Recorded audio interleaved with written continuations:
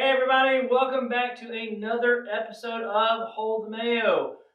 Tonight's episode is going to be brought to you by Pastor David Stevens. I'm not going to make a joke tonight, I know I normally do, but we are actually in the middle of Pastor Appreciation.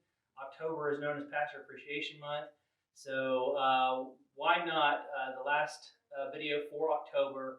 We are going to give a shout out to David Stevens, our pastor at Perry First Assembly. He has been a wonderful pastor, an incredible friend, who encourages me all the time to be a better husband for you. Love you, Pastor. The time. You're the best. Also, Miss Kim, pretty awesome. Yeah. So no jokes tonight, but we just want to tell our pastors, thank you for all you've done. Thank you for letting us be a part of your ministry. And we love you guys. And make sure that you too tell your pastors how much you appreciate them.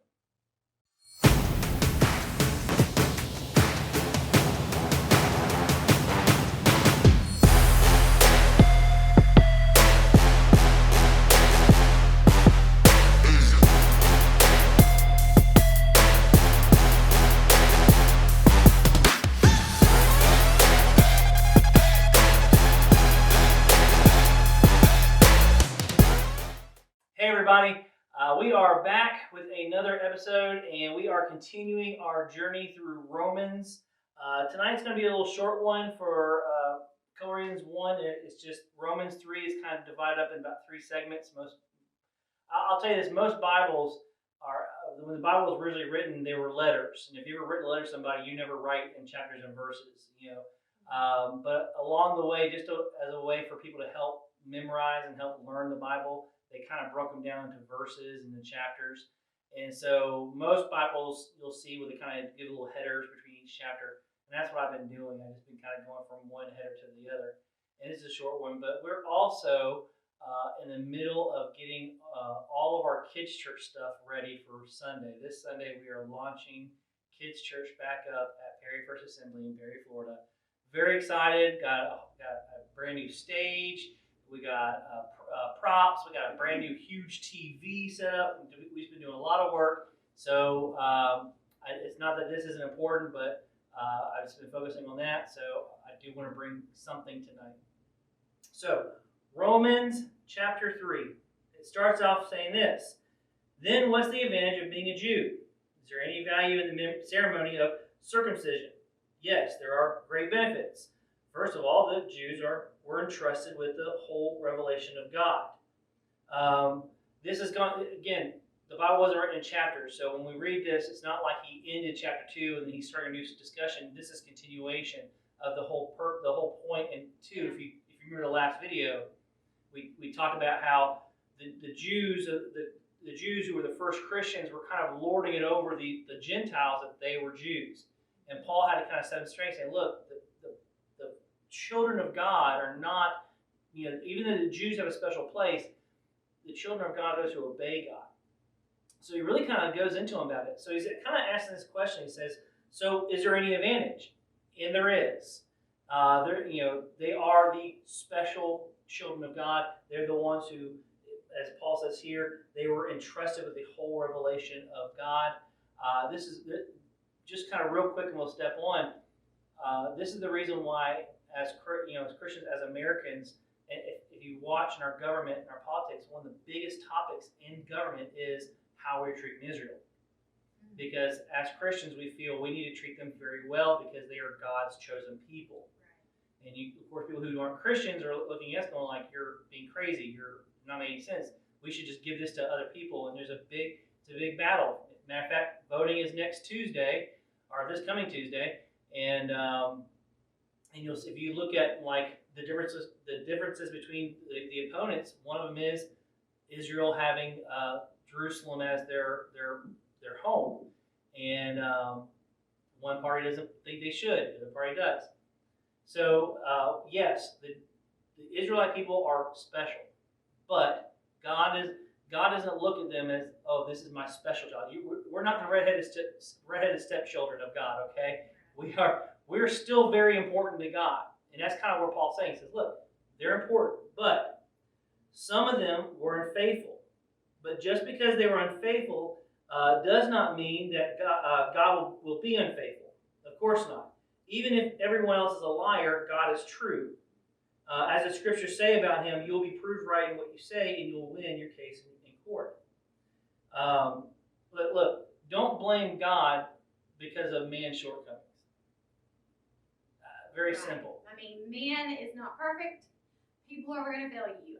Recently, I have been really trying to pursue God more because, and I may have said this on one of the videos, I'm not sure if I have, it just even more so lets you know that it's something that means a lot to me. But for a long time, I was feeling unhappy and I was searching for, things and other people, friendships, things like that. Not that there's anything wrong with having good friendships, but I realized that all the things that I was searching for was all found in one person, and that was Jesus. And so I really try to make it a point to go to him for everything. And I'm saying that because people are going to let you down. Mm-hmm. Like he said, you cannot blame God for people. They have free will, and their actions, they have the choice to make a good or bad decision, and so you cannot blame God when others do wrong and it affects you. That's right. Now, she's lucky because I've never let her down. And no, I have let her down. And we let each other down. That's right. And we one of the things when I meet my youth group, usually the first few meetings of my youth group, when I start, when I've gone from different youth groups, I always tell them, look, I'm here, but I might not be here. I might make a poor decision one day, and you might call me, and I might go, you know what, I'm just not in the mood to talk, and I answer the phone, and I might let you down. But that doesn't mean that God isn't listening. It doesn't mean that God's going to let you down. And I promise you, every time you call to God, He will answer. He promises that. And it frustrates me when I hear people saying, I don't go to church because church is full of hypocrites. Yes, we are all sinners. We're all trying to figure this out. We are all caught up in our own temptations and our own struggles and our own drama.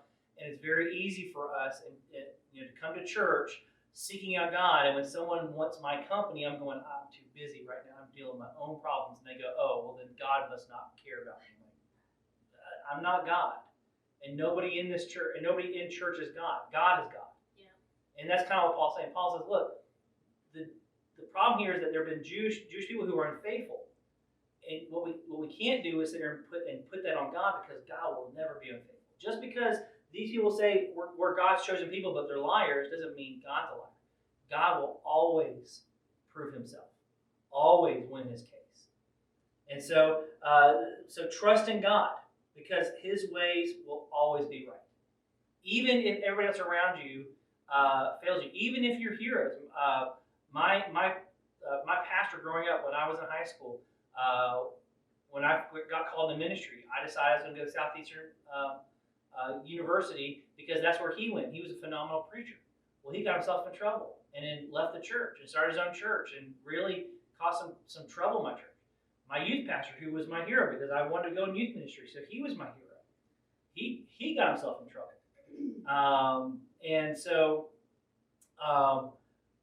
My heroes failed. But I'm here doing what God called me to do because I learned a long time ago that my hero really is God. Yes. Now, it's great to have people. It's great. We started out talking about our pastor, and he is one of our heroes. But sometimes, you know what? He might fail us because he's human. But you know what we do? We trust in God. We forgive, we move on, we learn, we grow. And guess what? God is still doing incredible things because we put our trust in him. So Paul kind of now turns the table a little bit, and we're going to end with this. Matter of fact, before we end with this, let's take our break and let's ask that important question. Who's that girl?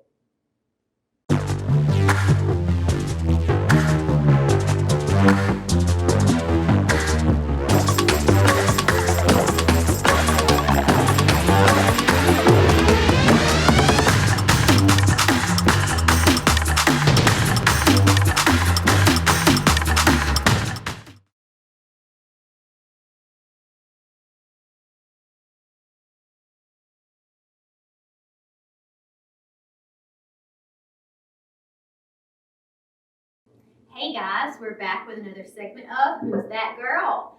Today's question is a little deeper than the other questions that we've been doing, and I actually really like this question. It's something that I've thought about before, I've lived it, and it kind of ties into what we talked about today, how you cannot depend on people, that you have to depend on God. The question is, and it's referring to me, are my expectations of other people, are they realistic or are they too high?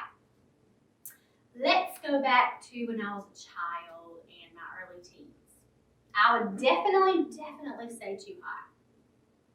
Now, yes, we all know that I was naive. We all know that, I was young at that time and that I hadn't learned a lot. But I thought that everyone that went to church was up here living the life, living the godly life. And again, this is not a judgmental video or comment. I'm just letting you know what I thought of as a child.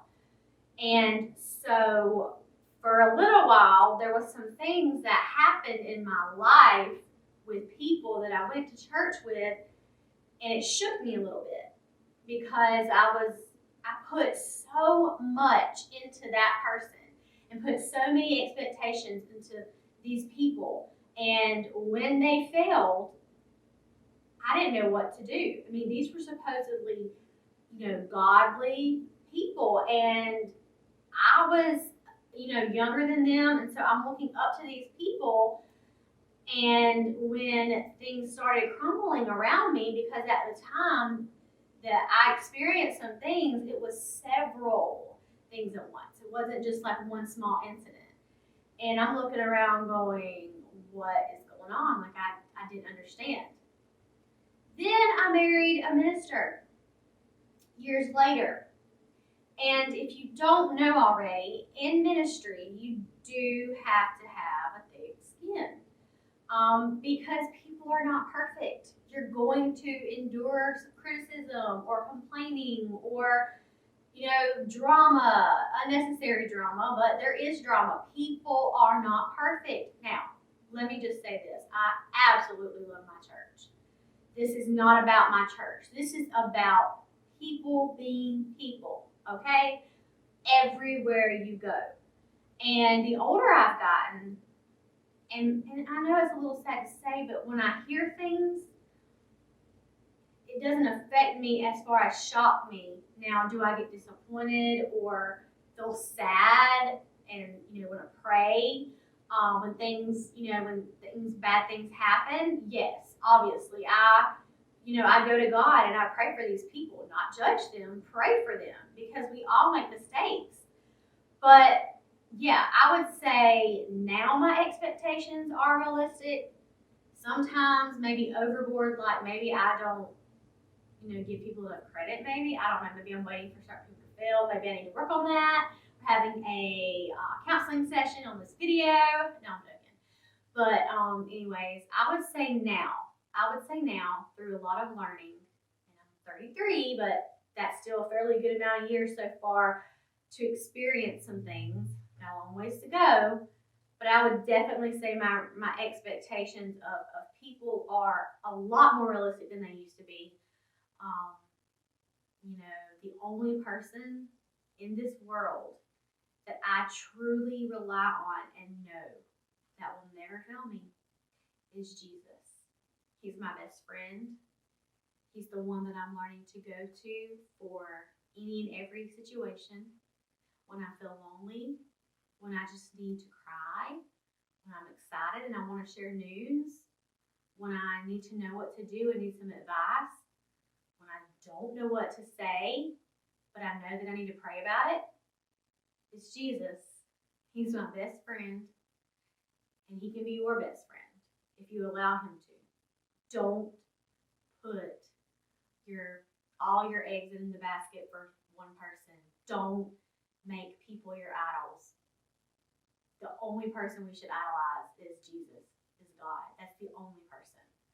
So, now that I've gotten a little deep, thanks for joining us this week, and see you next week. Peace. And we're back. So Paul now he kind of changes channels here, just and still in the context of sin, and he's talking about the shortcomings, man's shortcomings, and in relation to God. He says this. He says, "Some might say, and I don't know who would ever say this, but some say this: our sinfulness serves a good purpose." I don't know the logic here. For it helps people see how righteous God is. I mean, I guess what they're trying to say is, look, I'm a liar, and people know I'm a liar. But when they see that I go to God and God is helping me learn to be more truthful, that just shows how awesome God is. So Yeah. I should just keep lying to people. Yeah. That's a circular thinking right there. It doesn't work. And so, isn't it unfair then for Him to punish us? In other words, they're saying, why should we be afraid of God to punish us because we're sinful people? Because our sins show God's mercy.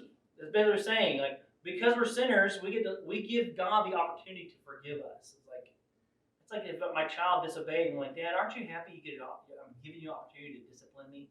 I'm like, no, that's not how it works. I discipline you so you don't do those things. And that's what Paul says. Of course not. If God were not entirely fair, how would He be qualified to judge the world? Now that we do need to talk about that in just a second, but verse 7, it's another argument here. Someone might still argue, how can God condemn me as a sinner if my dishonesty highlights His truthfulness and brings Him more glory? Some people even slander us by claiming that we say, the more we sin, the better it is. And those who say such things deserve to be condemned. Again, it's a really weird idea. I can say this first, that God is a very smart God, and He does not create loopholes. And so at any point in time, someone tells you something, and you can quickly come up with a loophole through that thought process, it's not from God. And so that's my logic behind it. It's simply like, if I can find a way there's no back door to heaven that people are going to sneak into that God's not aware of, okay? There's only one way. And so what Paul's saying here is Paul saying, look, yes, your sins, through your sins, God is glorified because His mercy is given, but His mercy is not given so that we can sin more. His mercy is given so that we can be set apart, sanctified, made whole, righteous. Okay? So that's how it's supposed to work. Now, I do want to end on this because I think it's really important. Verse 6 says, of course not. If God were not entirely fair, how would He be qualified to judge the world? And you do understand that God is a fair God. We live in an unfair world. We live in a world where bad people get to excel and be rewarded.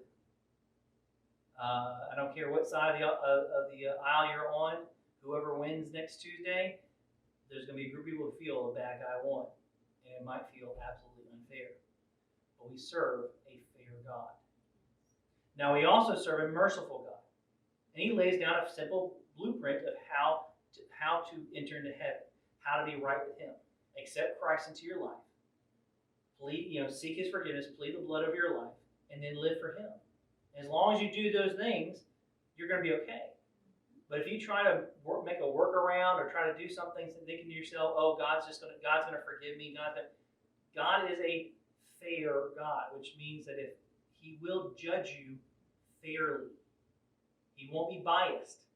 Okay? It doesn't matter if I go and get 1 million people saved. If I cheat on her and I'm not remorseful and I keep cheating on her and I one day stand before God, I will not be in good standing with Him. Okay? We have to understand that. He is a fair God. But again, He's a merciful, loving, He's giving you time and more. And you're watching this. He's giving you another opportunity to go to Him, fix things, clean things up, and then live for Him. And that's awesome. And that's the God we serve. Guys, we want to say thank you so much for watching this. Enjoy the short video today. Be with us Sunday if you can at church. If you're local, we are kicking off kids' church ages 5 to 11. And so if you've got a young brother or sister, or if you're a parent watching this and you've got a child that age group, bring them to church Sunday. We're very excited to have kids' church kicking off again. For everybody else, thank you so much for watching. Make sure to hit that subscribe button and then hit that bell icon so you can be notified of the next video. please leave a comment. Let us know what you think. We love to hear from you guys. And we'll see y'all later. My name is Jason. I'm Kayla. And this is Hold the Mayo.